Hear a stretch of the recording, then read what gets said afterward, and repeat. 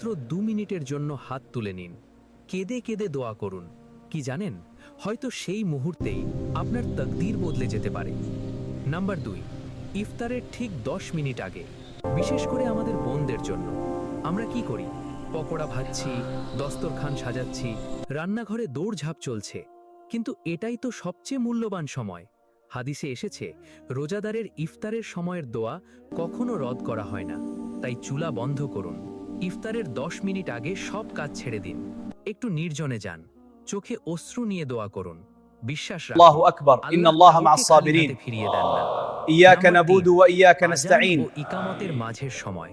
রমজান মসজিদে মাস আযান 3 ভাগে হয়েছে, বিভক্ত। জামাত প্রথম দাঁড়াতে 10 দিন 10-15 রহমতের মিনিট বাকি। দোয়া, এটা বিরাট রব্বি এক সুযোগ। গফিরলি এই ওয়ারহামনি সময় ওয়া করা আনতা দোয়া খায়রুর সরাসরি রাহিমিন। আল্লাহর দরবারে অর্থ, পৌঁছে যায়। হে আল্লাহ, কিন্তু আমরা কি ক্ষমা করি? করুন। গল্পগুজব, এদিক সেদিক কথা বা মোবাইলে ব্যস্ত থাকি।